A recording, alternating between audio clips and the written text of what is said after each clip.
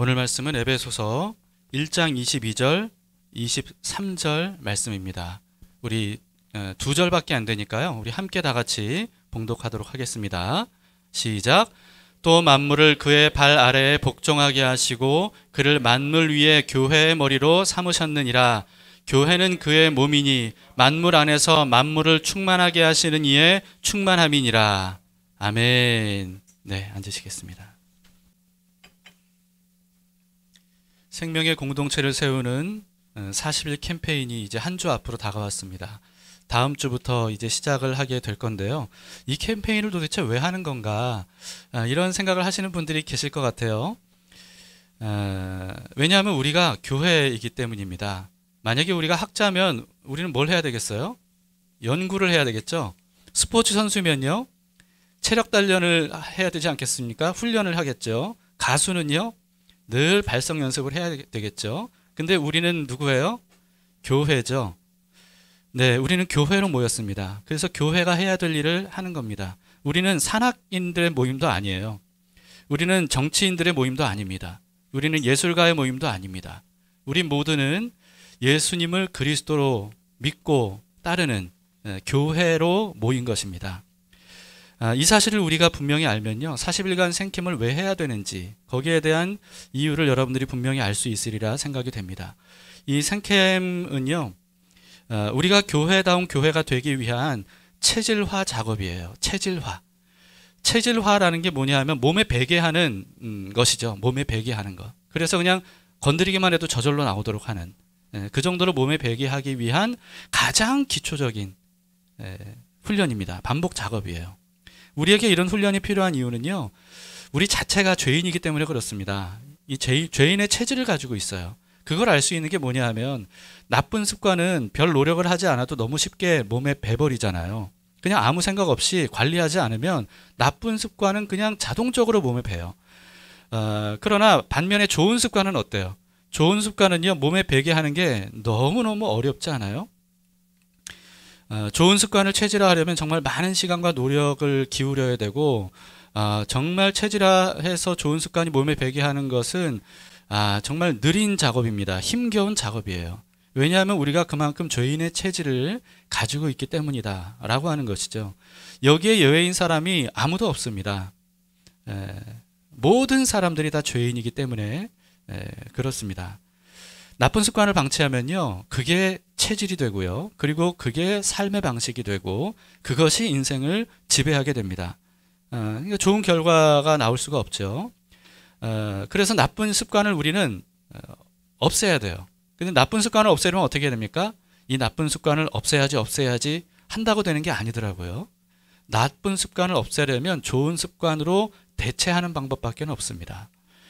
귀찮고 힘들고 바쁘더라도요, 좋은 습관을 만들어가지 않으면, 그러면 우리의 이 체질이 바뀌지 않고, 그리고 우리의 인생이 달라지지 않습니다. 그러나 결국은 좋은 습관을 우리가 체질로 하게 되면, 그러면 우리의 삶의 방식이 달라지고, 그리고 우리의 인생도 달라질 수가 있는 거죠. 신앙생활도 마찬가지입니다. 아무리 교회를 오래 다녔다 할지라도요, 몸에 밴 습관이 육적인 습관이면 그러면 육의 사람으로밖에 살 수가 없어요.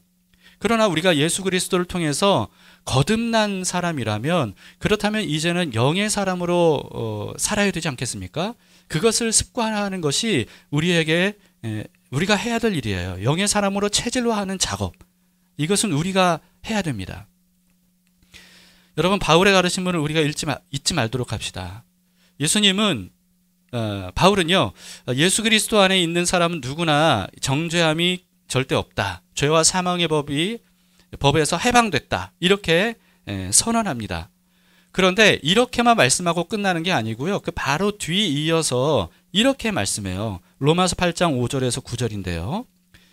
육신을 따르는 자는 육신의 일을, 영을 따르는 자는 영의 일을 생각하나니 육신의 생각은 사망이요 영의 생각은 생명과 평안이니라.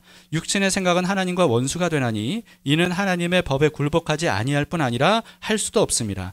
육신에 있는 자들은 하나님을 기쁘시게 할 수 없느니라. 만일 너희 속에 하나님의 영이 거하시면 너희가 육신에 있지 아니하고 영에 있나니 누구든지 그리스도의 영이 없으면 그리스도의 사람이 아니라. 이렇게 말씀하고 있습니다. 여러분, 우리는 오랫동안 죄인으로 거듭나지 못한 사람으로, 육신의 사람으로 살았던 사람들입니다. 그렇기 때문에 우리가 영적으로 거듭났다 할지라도 우리의 몸은 여전히 육적인 습관이 배어 있는 그 상태예요. 이것을 우리가 바꿔줘야 됩니다. 영적인 생각과 영적인 삶을 살 수 있는 그런 작업을 우리가 해야 되죠. 그래서 영적인 습관으로 육신을 다스리는 삶을 우리는 이제 시작을 해야 된다라고 하는 것입니다. 먼저 분명히 우리가 알아야 되는 것은요, 이 교회는 건물이 아니라 사람이라는 사실입니다. 건물의 교회가 아닙니다. 네, 대부분 이제 무슨 교회라고 하면 그 교회를 소개하는 것에 건물 사진이 대부분 있는데요. 그러다 보니까 우리는 자연스럽게 이 건물을 교회라고 생각할 때가 참 많이 있어요. 그러나 교회는 절대로 건물이 아닙니다. 성경에서는요, 단 한 번도 교회를 건물로 지칭한 적이 없어요. 1세기 초대교회에는요, 사실 교회 건물 자체가 없었습니다. 그냥 집에서 모였어요. 집에서. 주변 이웃들과 함께 집에서 모였어요. 그렇기 때문에 교회는 건물이 아니고 사람이다. 누굽니까? 사람? 우리 자신이죠. 우리 자신이 바로 교회다. 라고 하는 사실을 우리가 잊지 말아야 됩니다. 그래서 생캠의 구호가 뭐예요? 우리는 교회입니다. 라는 거예요. 우리가 교회입니다. 네, 그리고 우리는 담트고 길 닦는 교회이기 때문에 어떻게 해야 돼요? 우리는 담트고 길 닦는 교회입니다. 그리고 나는 담트고 길 닦는 교회입니다. 이것을 우리가 구호로 외치는 겁니다. 자, 우리 한번 해보실까요? 자, 오른손. 제가 이런 거 잘 못한다 그랬잖아요. 여러분들이 도와주셔야, 그래야 제가 용기를 내서 하지, 여러분들이 안 하려고 하면 저는 주눅 들어가지고 못합니다. 자, 제가 선창할 테니까 여러분 따라해 주시기 바랍니다. 우리가 교회입니다. 우리는 담트고 길 닦는 교회입니다. 한 번 더. 나는 담트고 길 닦는 교회입니다. 네, 감사합니다. 박수 한번 크게. 네, 우리가 서로 이렇게 격려하고 또 구호를 외치도록 합시다. 네, 교회는요 바로 사람이에요. 사람인 우리, 예수님을 믿는 우리, 주님 안에 모여있는 우리, 그리고 내가 바로 교회이다 라고 하는 이 사실을 우리가 먼저 잊지 말아야 됩니다. 그러면 우리가 교회다운 교회가 되려면 어떻게 해야 되는가 라고 하는 거죠. 교회다운 교회가 되려면 뭐 예배도 드려야 되고, 성경 공부도 해야 되고, 기도도 열심히 해야 되고, 구제 사업도 해야 되고, 전도도 해야 되고, 뭐 우리가 해야 될 길이 굉장히 많죠. 근데 이 모든 것들을 우리가 아무리 열심히 한다 할지라도 가장 중요한 게 빠지면 그러면 아무런 소용이 없는 겁니다. 교회를 교회답게 하는 것, 그것은 사람의 노력과 사람의 어떤 힘으로 할 수 있는 게 아니에요. 사람의 지혜로 할 수 있는 게 아닙니다. 교회가 교회다운 교회가 되려면 하나님의 임재를 구하는 방법밖에 없어요. 왜냐하면 교회를 교회답게 하시는 분은 하나님밖에 없기 때문입니다. 만약에 하나님이 안 계시는 교회라면, 그렇다면 사람이 아무리 여러 가지 신앙적인 활동들을 한다 할지라도 그것은 종교 행위에 불과할 뿐이에요. 하나님의 임재가 없는 교회는요, 짜지 않은 소금, 달지 않은 설탕, 빛을 잃은 태양, 뭐 이런 것과 같은 거예요. 교회의 모양은 있지만 생명이 없는 교회가 되어서는 안 됩니다. 우리가 나는 기독교인입니다 이렇게 말할지라도, 그렇더라도 정말 내가 교회다운 교회인가 라고 하는 것은 무엇으로 결정된다고요? 하나님의 임재, 하나님이 함께 하시느냐 하는 것으로 결정이 된다라고 하는 겁니다. 오늘 말씀을 보세요.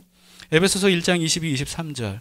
또 만물을 그의 발 아래 복종하게 하시고, 그는 예수님입니다. 하나님이 만물을 예수님의 발 아래 복종하게 하시고 예수님을 만물 위에 교회의 머리로 삼으셨느니라. 교회는 예수님의 몸이니 만물 안에서 만물을 충만하게 하시는 이의 충만함이라, 이렇게 말씀하고 있어요. 하나님께서 예수님을 교회의 머리로 삼으셨어요. 그리고 교회는요, 머리 되신 예수님의 몸이라는 거예요. 그러니까 지금 오늘 본문에서는요, 마치 교회를 예수님과 연합된 한 사람으로 이렇게 형상화해서 우리에게 보여주고 있습니다. 자, 한 사람을 생각해 보세요. 태초에 한 사람. 하나님께서 태초에 사람을 지으셨죠. 지으실 때 가장 먼저 하신 게 뭡니까?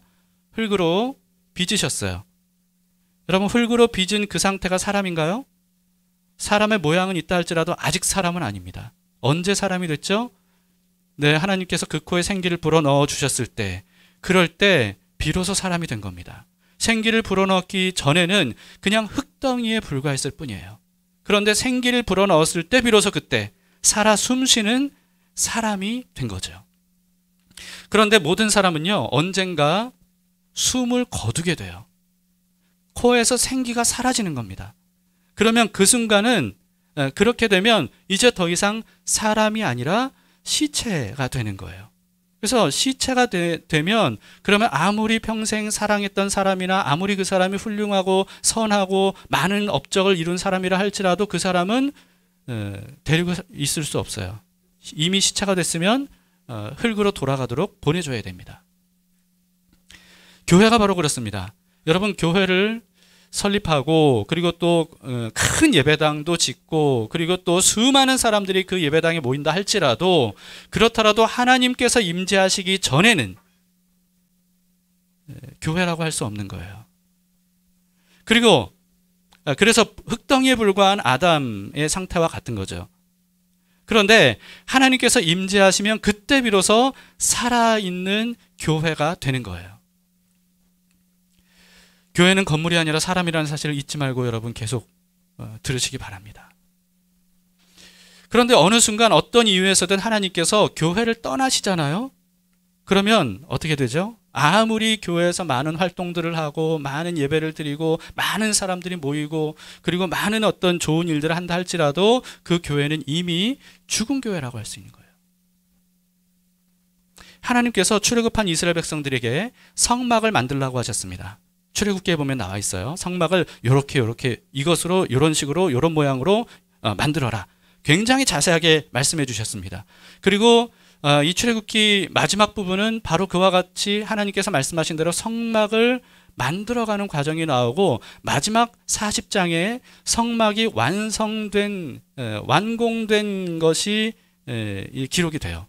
그런데요, 그렇게 성막이 만들어진 그것만으로는 별다를 게 없는 거예요.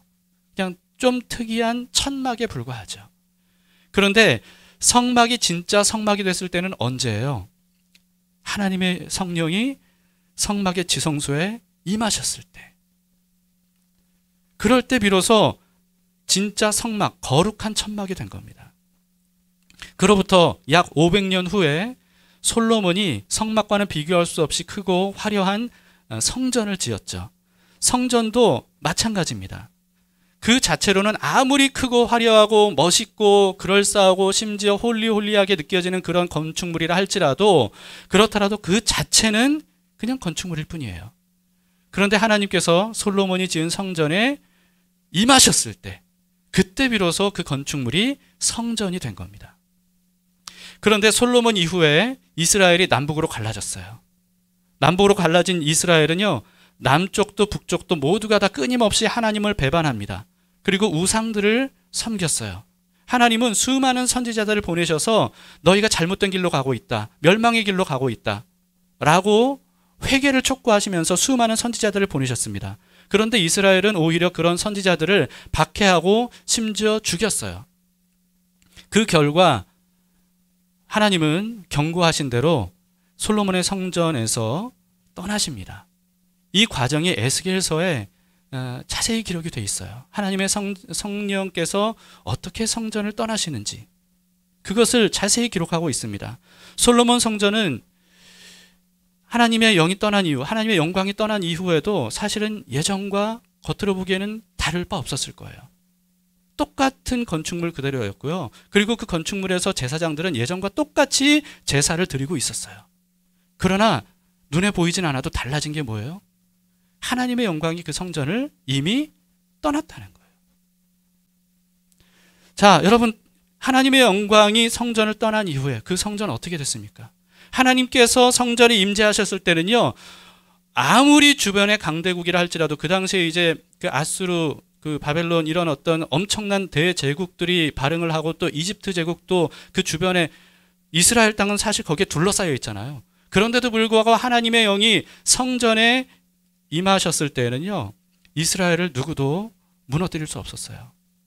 그런데 하나님의 성전에서 하나님의 영이 떠난 이후에, 그 이후에 맥없이 바벨론에 의해 성전은 완전히 짓밟히게 되고 예루살렘도 완전히 멸망을 당하게 됩니다. 여러분, 이스라엘의 이와 같은 역사가 우리에게 알려주는 메시지를 우리는 알아들을 수 있어야 됩니다. 교회도 마찬가지예요. 하나님께서 임재하시기 전에는 교회라고 할 수 없습니다. 그리고 하나님의 임재가 떠나면 더 이상 교회라고 할 수 없는 겁니다. 하나님께서 임재하시는 살아있는 교회는요, 아무리 외부적인 공격이 있다 할지라도 절대로 누구도 무너뜨릴 수 없어요. 그래서 여러분, 유대인과 그 당시 역대 최강 로마 제국이 교회를 말살하려고요, 자그마치 수십 년이 아니라 수백 년 동안 교회를 박해하고 수많은 사람들을 죽였지 않습니까? 그때 교회가 어떻게 됐습니까? 말살됐습니까? 아니에요. 역사가 우리에게 알려주고 있어요. 그런 무시무시한 이 박해와 이 순교의 현장에서도 교회는요, 오히려 널리 번성하게 됐습니다. 누구도, 그 천하의 로마 제국조차도 교회를 무너뜨릴 수 없었어요. 살아있는 교회였기 때문입니다. 중국 지하교회도 마찬가지고요. 우리나라 초대교회도 마찬가지예요. 우리나라 초대교회의 역사를 보면요, 공산당과 이어서 일본 제국의 무서운 순서가 바뀌었군요. 일본 제국과 공산당의 이 무서운 박해를 당할 때 하나님의 임재로 살아있었던 교회는요, 절대로 무너지지 않았습니다. 오히려 그럴 때 더욱더 교회가 이 어두운 시대를 밝히고 이 조국에 굉장히 많은 일들을 행했던 그런 시대였습니다. 근데 오늘날 교회는 어떻습니까? 오늘날 교회, 한때 전 세계 복음을 전하면서 왕성했던 서양의 교회가 이미 오래전부터 쇠퇴의 길을 걸어가고 있지 않습니까?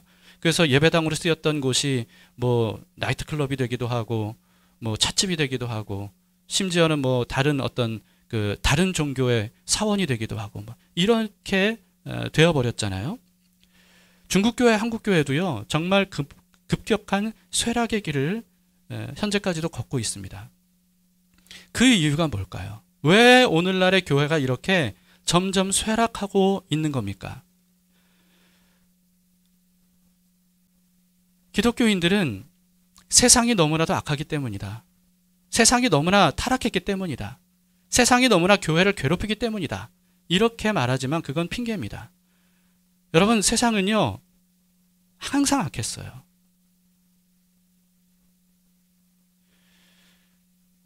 교회가 이렇게 쇠락하는 이유는 단 하나입니다. 세상이 더 악해져서가 아니고요, 교회가 악해졌기 때문입니다. 세상이 타락했기 때문이 아니라 교회가 타락했기 때문입니다. 왜 교회가 타락하고 교회가 악해졌습니까? 머리 되신 예수 그리스도를 부인했기 때문이에요. 하나님의 성령을 배반하기 때문입니다. 하나님을 경외하고 하나님께 예배를 드리고 하나님께 삶을 맡겨드리기보다는 우상을 섬기면서 자신의 배를 불리고 자신의 영화를 위해서 종교를, 기독교를, 하나님을 이용하기 때문입니다. 세상이 악해서가 아니라 교회가 악해졌기 때문에 교회가 쇠락하는 것이고, 이것을 방치하다가는요, 교회는 완전히 생명을 잃어버리고 무너질 수밖에 없을 거예요. 성경이 우리에게 거울로 보여주고 있잖아요. 겉으로 보기에는 교회가 이전과 달라 보이지 않을 수도 있습니다. 똑같이 예배드리고 오히려 더 많은 사람들이 교회에 모일 수 있어요. 그러나 하나님께서 함께 하시지 않는 교회, 하나님이 기뻐하시지 않는 교회, 나는 더 이상 여기에 있을 수 없다, 못 견디겠다라고 하면서 하나님께서 떠나시는 교회는요, 그 교회는 아무리 수많은 사람들이 모이고 아무리 큰 건물을 짓는다 할지라도 교회는 아닌 거예요.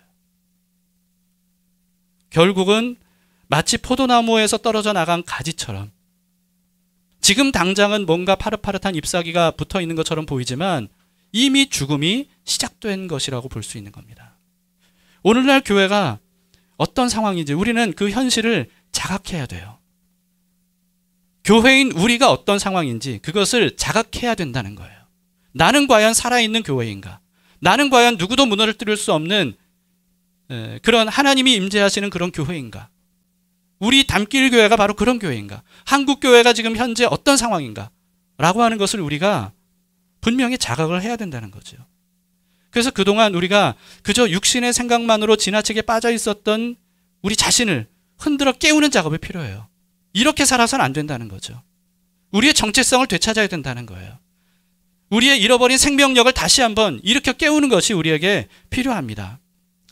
아무리 우리가 신앙적인 활동을 열심히 한다 할지라도 하나님의 임재 없이 그저 교회 왔다 가고 해야 될 일들을 하는 것, 이것은 생명 없는 종교 활동일 뿐입니다. 우리가 영으로 사는 길은요, 우리의 어떤 힘과 노력으로 되는 게 아니에요. 그래서 우리가 할 일은 어떻게 하면 내가 더 뭐 이렇게 해볼까 저렇게 해볼까 이게 아니고요. 딱 하나입니다. 하나님께 기도하는 거예요. 하나님이 필요합니다. 하나님 없이는 살 수 없습니다. 하나님 없이는 저는 껍데기일 뿐입니다. 하나님만이 나의 구원자이십니다. 나를 살게 하실 분은 오직 주님밖에 없습니다. 흙덩이에 생기를 불어넣어 주셨듯이 우리에게 하나님의 성령의 은혜를 불어넣어 주십시오. 그 생명력을 불어넣어 주세요. 죽었던 나의 영적인 감각이 다시 살아나게 해주세요. 그래서 이전에는 알지 못했던 하나님을 내가 만날 수 있도록, 알 수 있도록, 소통할 수 있도록, 그 음성을 알아들을 수 있도록, 주님이 지금 나와 함께 하신다면 그 하나님을 직접 내가 느끼고 만나고 대화할 수 있도록, 그렇게 주님 나를 살아나게 해주세요. 그럴 때 비로소 우리는 하나님의 응답을 받을 때 영적인 감각이 깨어나고 하나님을 바라보게 되고요. 하나님의 음성을 들을 수 있게 되고 하나님의 손을 붙잡고 하나님의 인도하심을 따라 살아갈 수 있는 겁니다.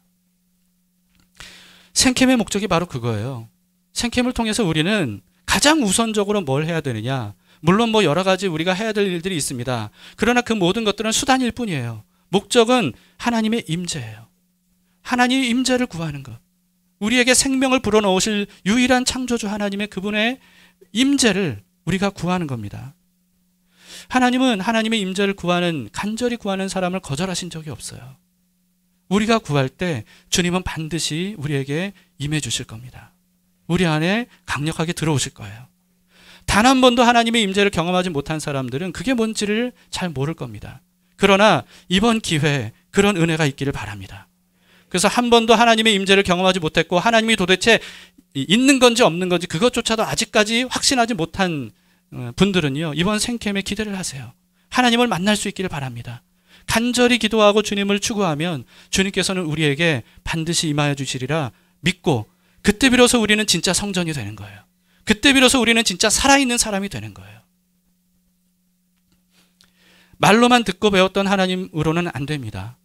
성경을 아무리 달달 외우고 그래서 하나님은 이런 분이야 라고 논문을 쓴다 할지라도, 그렇더라도 실제로 하나님의 임재를 경험하지 못하면, 실제로 하나님이 내 안에 들어오시지 않으면 그러면 아무 소용이 없는 겁니다. 그러나 하나님께서 임재하실 때 우리는 비로소 깨닫게 될 거예요. 하나님의 권능, 하나님이 어떤 분인지, 또 하나님의 놀라운 사랑, 도대체 그게 뭔지, 그것을 우리는 다 알지 못해도 맛보는 것만으로도 놀라지 않을 수가 없을 겁니다. 뿐만 아니에요. 하나님이 임재하시면 그동안 내가 누구인지 몰랐던 우리의 생각이 다 달라질 겁니다. 내가 어떤 존재인지를 우리는 분명히 깨달아 알게 돼요. 빛 되신 주님 앞에 우리가 가려져 있던 우리의 모든 모습들이 노출이 되면서 나의 실체가 어떤 존재인지를 비로소 깨닫게 됩니다. 그리고 누더기 옷을 입고 있는 것과 같은, 온 몸의 상처 투성이와 같은 우리를 주님께서 치유하실 거예요. 새 옷을 갈아입히실 겁니다. 그리고 우리를 새롭게 빚어가시고 변화를 경험하게 하실 거예요. 그렇기 때문에 여러분, 생캠 40일간 우리는 어떤 인간적인 노력에 초점을 맞추지 말아야 됩니다. 우리가 신앙생활을 하면서 좀 자꾸만 이렇게 실수하는 게 뭐냐면요, 내가 얼만큼 신앙생활을 잘하느냐, 여기에 너무 관심이 많아요. 내가 얼마나 기도를 열심히 했고, 내가 얼마나 성경을 열심히 읽었고, 생캠을 하면서도 우리가 해야 될 과제들을 여러분들에게 드릴 텐데, 왜냐하면 이게 체질화 작업이기 때문에 드릴 텐데, 그런데 그 자체에만 몰입해서 내가 다 잘했다, 또는 내가 이번 주는 너무 못했다, 여기에 우리가 너무 몰입하지 마세요. 그게 중요한 게 아닙니다. 또 어떤 경우에는요, 내 상황이 이걸 하면서 좋아지는지 나빠지는지 여기에 너무 관심을 가져서도 안 돼요. 내가 기도 열심히 하고 생캠 활동 열심히 했더니 지금 집안 상황이 좋아지고 인간관계가 좋아지고 직장 생활이 좋아지고, 아니면 또 반대로 이렇게 열심히 했는데도 불구하고 왜 이런 게 나빠지고 상황이 더 악화되지? 여기에 너무 집중하지 마세요. 그리고 또 마찬가지입니다. 내 상태, 내 마음, 내 감정, 여기에도 지나치게 여러분 집중하지 마세요. 열심히 기도했는데도 불구하고 내 감정이 가라앉고 무너질 수 있어요. 그러나 여러분 그것에 집중하지 마세요. 내가 여기에 너무 집중하지 마시라는 거죠. 생캠 40일은 그것이 목적이 아닙니다. 그렇다고 해서 나에게 집중하지 말아야지 라고 해서도 안 되는 거죠. 네, 그건 옳은 방법이 아닙니다. 자신에게 집중하지 않으려면 우리는 하나님께 집중해야 돼요. 하나님께 어느 정도로 집중해야 되느냐? 나를 잊어버릴 정도로. 그렇게 최선을 다해 집중하는 40일 생캠 기간이 되기를 바랍니다. 하나님께 집중하세요. 육신의 생각이 자신에게 집중하는 거라면 영의 생각은 하나님께 집중하는 겁니다. 하나님이 어떤 분인지를 알아가는 것이고 하나님을 만나는 것이고 하나님과 소통하는 거예요. 하나님의 손에 들린 것을 구하기보다 하나님 그분을 우리가 갈망하고 구하는 그런 시간이 되길 바랍니다. 여러분, 우리는 어려운 상황이 생캠을 하면서 해소될 수도 있고 그러다 보니까 예전에 막 요동치던 감정이 마음이 평안해질 수 있어요. 근데 그거 자체를 목적으로 삼으면요, 이렇게 했더니 이렇게 마음도 평안해지고 또 뭔가 어려운 상황이 해소가 됐네, 이제 됐다, 이렇게 생각하기 쉬워요. 이제 된 게 아니에요. 그게 중요한 게 아닙니다. 자기만족이나 교만에 빠져서는 안 돼요. 반대로 어렵고 힘든 일이 생겼고 마음과 감정이 요동친다 할지라도 그것 때문에 이건 뭐 해도 아무런 소용이 없어 라고 포기해서도 안 돼요. 여러분, 하나님이 임재하시면 모든 것이 좋아지든 나빠지든 그것을 뛰어넘는 하나님의 은혜와 영광을 보게 될 겁니다. 세상의 상황에 따라, 나의 상태에 따라 요동치고 오르락내리락하고 그리고 무너졌다가 완전히 좌절했던 우리의 모습을 우리는 완전히 벗어날 수가 있어요. 하나님께 집중하고 하나님의 영광을 우리가 맛보게 될 때, 그럴 때 우리는 그렇게 됩니다. 그때 바울이 고백한 것처럼 가난에 처할 줄도 알고 부유함에 처할 줄도 아는 일체의 비결을 배워서 내게 능력 주시는 자 안에서 내가 모든 것을 할 수 있다 라고 하는 이와 같은 고백을 우리도 할 수 있으리라 믿습니다. 그런 생캠에 살아있는 기간이 될 수 있기를 바랍니다. 이처럼 우리가 하나님의 임재를 통해서 생명력이 있는 교회가 되는 것, 여러분 이것은요 교회만을 위한 게 아닙니다. 교회만을 위한 게 아니에요. 하나님의 계획은 뭐냐 하면요, 살아있는, 그처럼 하나님의 임재를 통해 비로소 살아있는 그런 교회를 통해서 이 어둠 속에 있는 세상을 복되게 하시는 거예요. 오늘 본문을 보세요. 다시 22, 23절. 또 만물을 그의 발 아래 복종하게 하시고 그를 만물 위에 교회의 머리로 삼으셨느니라. 교회는 그의 몸이니 만물 안에서 만물을 충만하게 하시는 이의 충만함이니라. 교회가 어떻다고요? 교회는 예수님의 몸이니 만물 안에서 만물을 충만하게 하시는 이의 충만함입니다. 자, 이게 무슨 뜻입니까? 하나님은 예수님을 교회의 머리로, 그리고 교회를 예수님의 몸으로 그렇게 세우셨어요. 그 이유가 뭐냐 하면 머리 되신 예수 그리스도를 통해서 그 안에 소속된 몸된 모든 교회가 하나님의 뜻대로 살아 움직이는 유기체가 되도록 그렇게 하신 거예요. 그렇게 된 교회를 통해서 하나님은 만물을 충만하게 하시려는 거라는 겁니다. 하나님은 교회를 세상의 빛이 되게 하시려고 선택하셔서 부르셨어요. 하나님은 교회를 통해서 세상에 충만한 복을 부어주고 싶어 하시는 겁니다. 하나님의 관심은 교회에만 있는 게 아니에요. 교회를 통해서 세상 사람들이 구원을 얻고 복을 받게 되는 그와 같은 것을 원하시는 거죠. 그래서 예수님께서 제자들에게 뭐라고 말씀하셨습니까? 너희는 세상의 빛이다. 너희는 세상의 소금이다. 이렇게 말씀하셨어요. 그래서 여러분, 교회가 세상의 희망이라는 겁니다. 우리가 지금 3주째 우리가 교회입니다라고 하는 곡을 부르잖아요. 거기에 어떤 가사가 있어요? 교회가 희망입니다. 여러분, 이 사실을 믿으시기 바랍니다.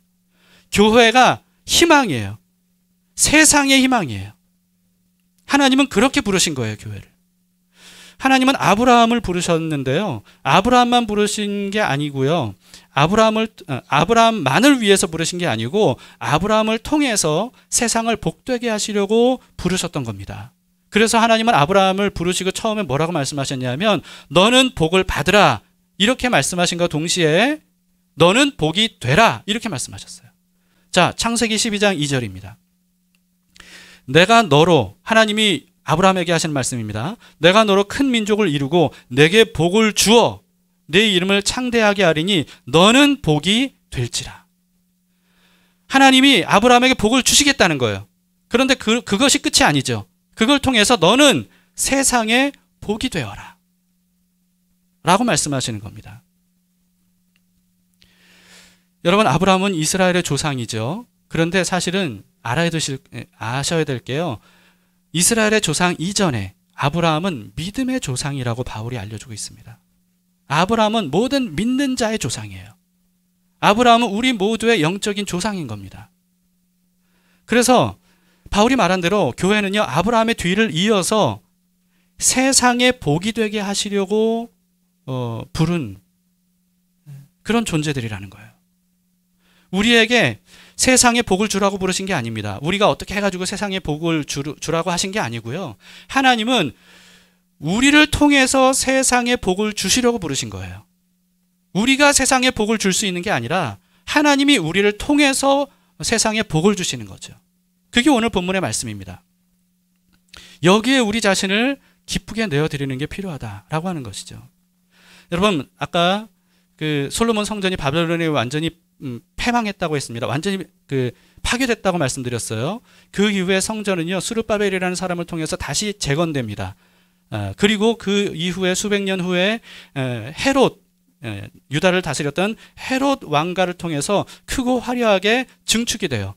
그래서 이게 얼마나 크고 화려했던지 예수님의 제자들조차도 예수님에게 그 성전의 모습을 보면서 너무 놀랍지 않습니까? 이렇게 얘기할 정도로. 그때 아직 완공되기 전이었는데도 불구하고 엄청나고 크고 화려하게 증축합니다. 그런데 여러분, 하나님의 성령이 어디에 임하셨는지 보세요. 하나님의 성령이 헤롯 성전에 임하셨습니까? 그렇지 않아요. 하나님의 성령은 어디에 임하셨습니까?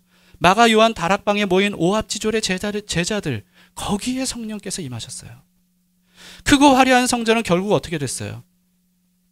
주후 70년에 로마 티투스 장군에 의해서 완전히 예수님이 말씀하신 대로 돌 위에 돌 하나도 남지 않고 다 무너져 버렸어요.